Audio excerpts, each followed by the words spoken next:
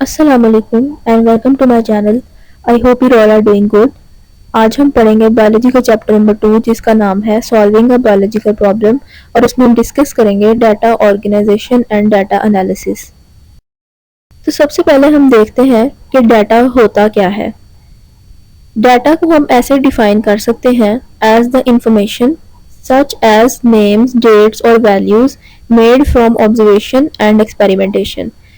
यानी डाटा जो है ये एक ऐसी इंफॉर्मेशन को कहते हैं जो ऑब्जर्वेशन और एक्सपेरिमेंट करने से हासिल होता है। ये इंफॉर्मेशन जो है ये नाम की सूरत में भी हो सकती है, किसी डेट या किसी वैल्यू की फॉर्म में भी हो सकती है। तो इसको हम कहते हैं डाटा। Data organisation. तो जब साइंटिस्ट हाइपोथेसिस बनाता है उसके पास बहुत ज़्यादा डाटा होता है ऑब्जर्वेशन की फॉर्म में या किसी और फॉर्म में। तो एक्सपेरिमेंट करने से पहले साइंटिस्ट जो है अपने उसके पास जो भी डाटा होता है उसको ऑर्गेनाइज करता है। वो ग्राफ्स की फॉर्म में भी ऑर्गेनाइजेशन हो सकती है, टेबल्स की फॉर्म में भी हो सकती है, फ्लो चार्ट्स, मैप्स या डायग्राम्स की फॉर्म में भी हो सकती है। तो ये डाटा ऑर्गेनाइजेशन जो है ये इसलिए इम्पोर्टेंट होती है क्योंकि ये साइंटिस्ट जो एक्सपेरिमेंट करने वाला होता है उसकी क्वालिटी के बारे में बताता है। यानी अगर वो उसके पास जो डाटा है अगर उसको वो वैसे ही एज इट इज प्रेजेंट कर दे तो वो एक अच्छा इंप्रेशन नहीं डालता कि इसने जो है इस साइंटिस्ट ने जो है वो अच्छे तरीके से अपनी रिसर्च जो है वो नहीं की। तो इसीलिए डाटा जो है वो ऑर्गेनाइजेशन उसकी बहुत ज़रूरी होती है।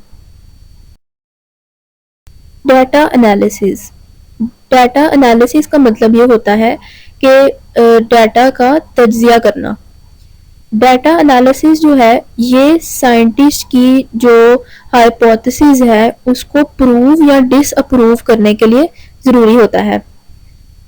ये जो है स्टैटिस्टिकल मेथड जो है उनको अप्लाई करने से डाटा का एनालिसिस होता है। स्टैटिस्टिकल मेथड जो हैं उनके अंदर दो बहुत इंपॉर्टेंट मेथड्स जो यूज़ होते हैं वो है रेशो और प्रोपोर्शन।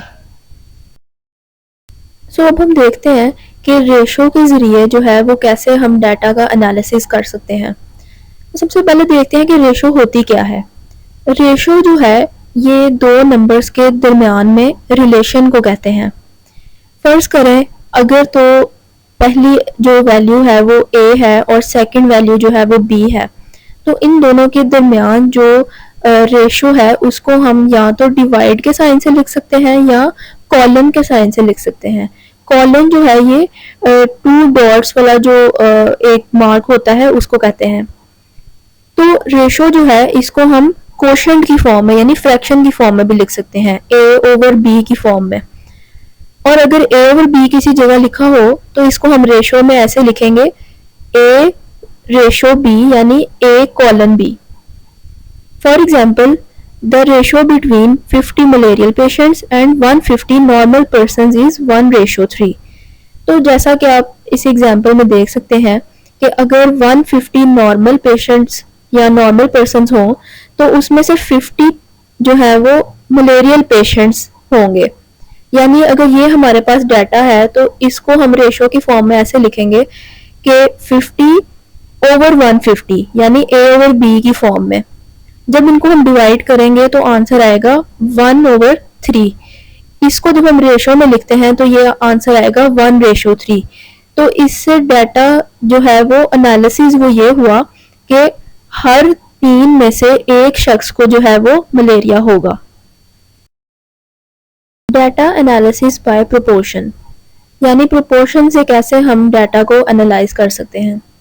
प्रोपोर्शन का मतलब ये होता है कि अगर हमारे पास दो रेशोज गिवन हो तो अगर उनके दरमियान में हम इक्वल का साइन लगा दें तो वो प्रोपोर्शन बन जाती है।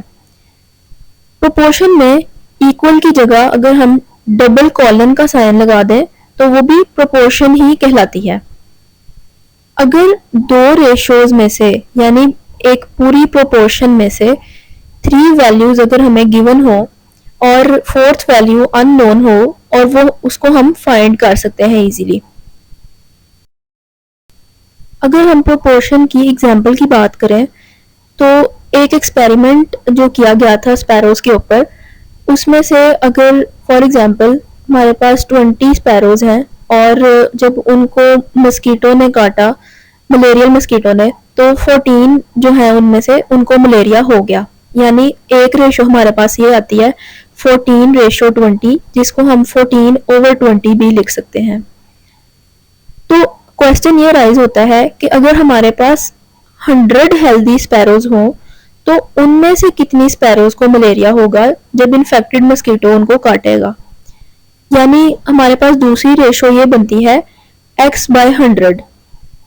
तो अगर हम इनको दोनों रेशोज को इक्वल का साइन लगा के लिखें, यानी x/100 इज इक्वल टू 14/20, तो ये एक प्रोपोर्शन बनता है।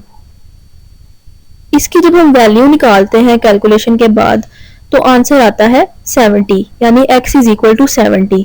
इसका ये मतलब है कि 100 में से 70 स्पैरोज को मलेरिया होगा। तो ये जो मेथड है ये होता है प्रोपोर्शन का, कि कैसे हमारे पास दो रेशोज गिवन थी जिसमें से एक वैल्यू अननोन थी और उसको हमने कैलकुलेशंस के साथ उसका डाटा एनालिसिस किया।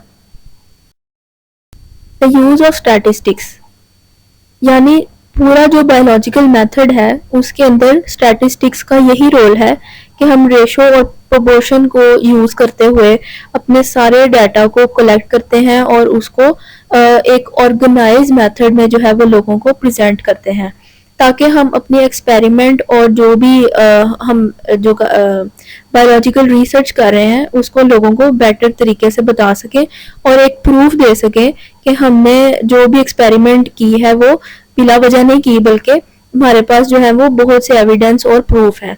तो बायोलॉजिस्ट जो भी एक्सपेरिमेंट करता है उसके सारे डाटा को समराइज और रिपोर्टिंग द रिजल्ट्स के लिए जो है वो स्टैटिस्टिक्स काफ़ी इम्पोर्टेंट होती है।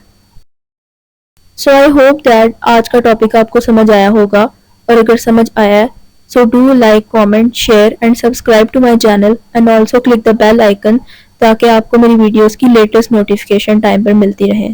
Thank you.